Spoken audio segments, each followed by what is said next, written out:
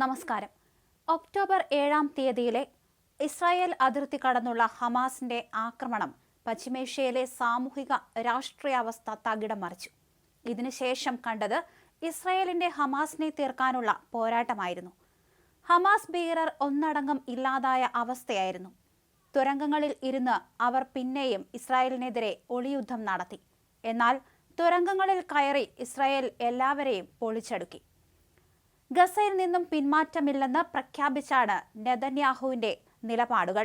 Hamas നേതാക്കൾ എവിടെയായിരുന്നാലും വീണ്ടും ആക്രമിക്കും എന്ന സൂചന നൽകി അദ്ദേഹം വീണ്ടും രംഗത്ത് വന്ന കാഴ്ചകളും. ഇപ്പോഴത്തെ ഗസയിൽ നടത്തിയ വ്യോമാക്രമണത്തിൽ 2 മുതിർന്ന ഹമാസ് നേതാക്കളെ ഇസ്രായേൽ കൊലപ്പെടുത്തിയതായിട്ടാണ് പ്രതിരോധ സേന പറഞ്ഞിരിക്കുന്നത്. ഹമാസ് ആന്റി ടാങ്ക് മിസൈൽ വിഭാഗത്തിന്റെ തലവനായി വിശേഷിപ്പിക്കപ്പെട്ട കമൽ അബ്ദ് അൽ റഹ്മാൻ മുഹമ്മദ് ഒവാദ്, ഹമാസിന്റെ ആയുധ നിർമ്മാണ വിഭാഗത്തിൽ പ്രധാന സ്ഥാനം വഹിക്കുന്ന അഹ്മദ് തബേത്ത് എന്നിവരാണ് കൊല്ലപ്പെട്ടത്.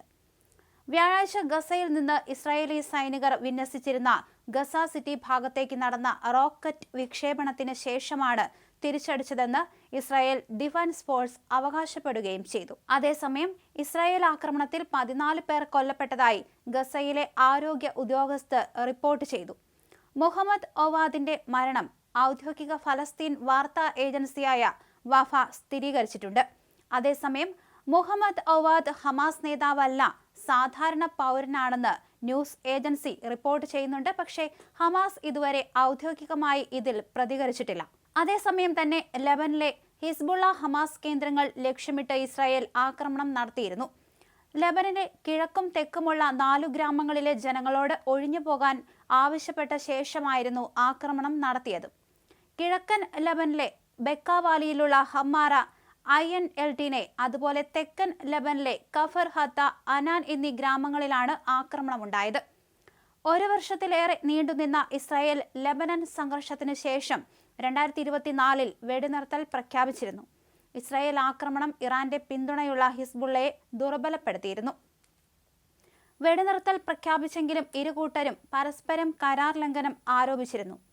അതേസമയം വളരെ കാലം മുമ്പ് തന്നെ ഇന്ത്യൻ രഹസ്യാന്വേഷണ ഏജൻസികൾ നൽകിയ മുന്നറിയിപ്പായിരുന്നു ഫലസ്തീനിലെ ഹമാസ് ഭീകരർക്ക്. പാക് ഭീകരരുമായുള്ള ബന്ധം ഇത് വാർത്തയായപ്പോഴൊക്കെ പാകിസ്ഥാൻ കാലാകാലങ്ങളിൽ അത് നിഷേധിക്കുകയായിരുന്നു. എന്നാൽ ഇപ്പോൾ പാക് ഭീകര സംഘടനയായ ലഷ്കർ-ഇ തോയ്ബയുടെ ക്യാമ്പിൽ മുഖ്യാതിഥിയായി ഹമാസ് നേതാവ് പങ്കെടുത്തതിന്റെ ചിത്രങ്ങളും പുറത്തു വന്നിരുന്നു. പഹൽഗാം ഭീകരാക്രമണത്തിന് മുമ്പും ഇതേ ഭീകരർ POKയിൽ എത്തിയതിന്റെ വിവരം പുറത്തു വന്നിരുന്നു.